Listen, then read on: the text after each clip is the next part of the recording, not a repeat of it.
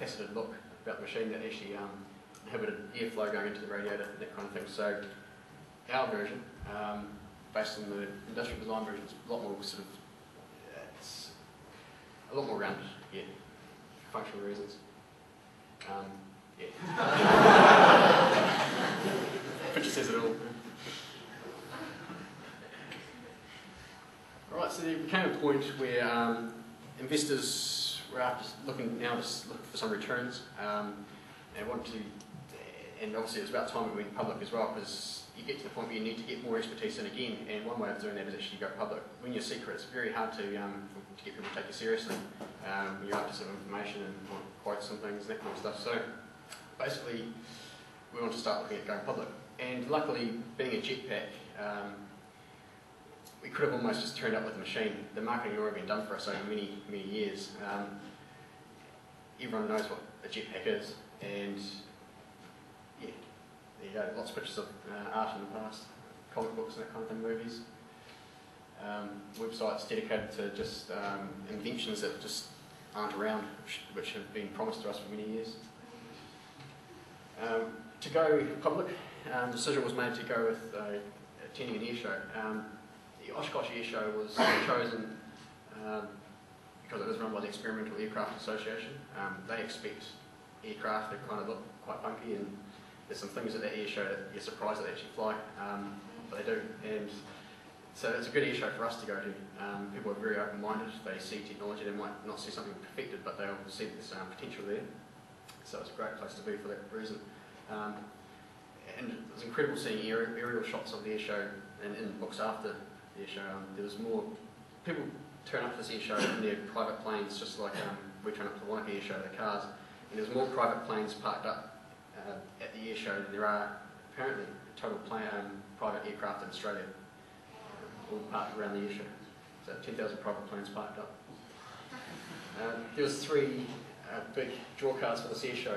One of them was the Richard Branson Virgin Galactic aircraft, the Boeing Dreamliner, and the Martin Jetpack. Only one of those things actually turned up in the end. It was us. The Virgin Galactic, they had an accident, so they couldn't turn up that year. They put it off to this year. The Boeing Dreamliner, well, it's just not there yet. Okay, now we wanted a big crowd. This is a crowd at the Beach Boys concert. This area is called Ayrshire Square. Okay, it's sort of like the hub of the air show. Basically, the marketing that had gone out prior to us going was pretty intense over in the US. You guys probably wouldn't have seen any of it, to be honest, because in New Zealand we're sort of focusing the marketing on the US. And what that meant is a lot of people bought tickets to the air show that wouldn't normally have done that. Apparently the sales are up. It's quite significant this year. So us being there was great for us, but it was also great for the air show as well. So you've got to look for those opportunities where, it can be a win-win situation. We didn't want to just a launch that was like this, with just a few guys standing around the machine going, oh, that's cool. We wanted a big one, so luckily it was big. Every direction you'd look, there was people everywhere. Obviously expecting something to go really high and fly over them. It wasn't quite the year for that, but it's an amazing amount of people that showed up, and yeah, just a couple more shots there. And you can see the examples of some of the cool aircraft that were at this air show as well. Right, that was the display we did. You may have seen it on TV, on the news, or Sunday program, that kind of thing. Obviously we went there with the intention of doing something a bit more, just due to various factors. On the day we really had to just go with what we saw here, with the intention of coming back and actually working on things a bit more. We got all excited today when we heard that there'd be a demonstration of a new invention that would allow we humans to fly, not in an airplane, but on our own. Flying like we've never flown before. Have you ever dreamed of flying with a jetpack? Now, do you have an order in one of these yet? But an inventor just got a futuristic jetpack off the ground. Here at a Wisconsin air show, he showed off the results of 27 years of dreams and development. Oh my gosh, that was unbelievable.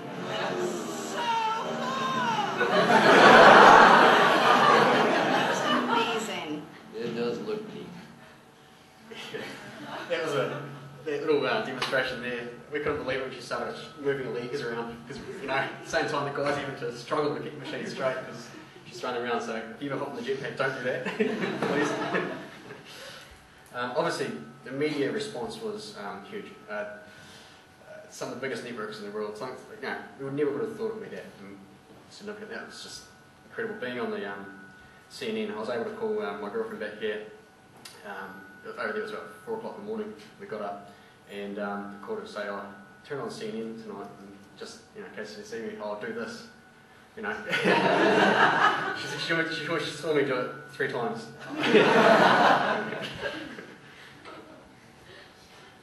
Now, yeah, media response is amazing. TV articles everywhere. Those live flights, we get up early in the morning to do those with CNN and the NBC. And we were actually invited to go along to the Jetpack Roadshow and do a live demonstration. Would have been quite crazy doing that indoors inside on the stage, but basically in the end, it had already been over there for about 3.5 weeks or so, and it was about time to head home, I think. So basically Glenn and his family went along to meet Jolino with the intention there of going back sometime soon. So they got to meet him. It was kind of cool. Okay, in the print, it's pretty incredible when you get up in the morning and see that the front page of the New York Times has you on it. I mean, this is a little group of, you know, I suppose over the time about 16 of us went over, a mixture of employees and contractors, and yeah, front page of the New York Times. So how cool is that? So that was a big thing for me. Obviously, just articles everywhere. Within the following days, I was looking for just papers just lying around. People just left lying about with our articles and take them back home. Just to keep, because, you know, all those things won't happen very often. Popular Science, I don't know if many of you read that magazine here, and it's pretty big in the States. It is available in New Zealand. In the States, they did an awards thing where they sort of focused on some big innovations of the year. We got an award for the Innovation of the Year, I think, 2008, so that was quite cool. The magazine, Kevin said before, just focuses on different sort of gadgets, technology, and things that are coming. The internet. When you're leading up to the air show, if you'd searched Martin Jetpack, you might have a couple of hits. There was nothing really about us. We were still very secret, and right up until the day of the air show, no one knew that we were actually from New Zealand. They didn't know anything about us. There was nothing at all. No matter, you know, search our names or anything. The day of the air show, though, the day after the demonstration, yeah, just 200,000 links that come up if you search Martin Jetpack. It was very quick. The response to the internet was huge. Our website was extremely busy that it actually shut down several times. Just couldn't handle it. The amount of people going onto it. And YouTube, of course, and the EA website. Our videos were played over and over again by many people. Obviously, celebrities tend to like what we're doing. Richard Branson's been there to have a chat to Glenn. This is the man from Google. He's Larry Page. He's basically invented Google. Him and one of his mates. He was in New Zealand for a holiday. He saw us on the front page of a magazine, and at that point realised that, yeah, we're from New Zealand. He really thought, well, he's in the same country, let's go and check it out. So he gave us a call, and we all got called in on a Sunday to go and take him for a ride on it, and did a demonstration for him.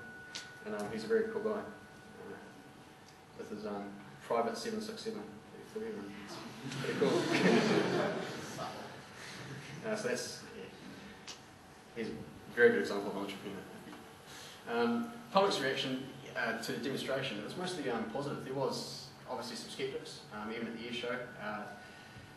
Quite often, at least half of those, you talk to them and sort of explain things to them, and they sort of, oh, okay, yeah, right, they get it now. Things like the safety aspects, the fact we've got a parachute in there. A lot of people didn't realise there was a parachute fitted to this machine. The structure around the person has been designed in a way that will protect this person in most scenarios. And obviously we try and improve safety any way we can, because this is an extreme machine, but it's by far the safest form of personal jetpack sort of flight there is. Not there's many out there yet. But yeah, the general thing was people want to see more. And also another reaction people had was, is that a jetpack? Because you get that a lot, you know, because yeah, it's the whole jet turbines thing.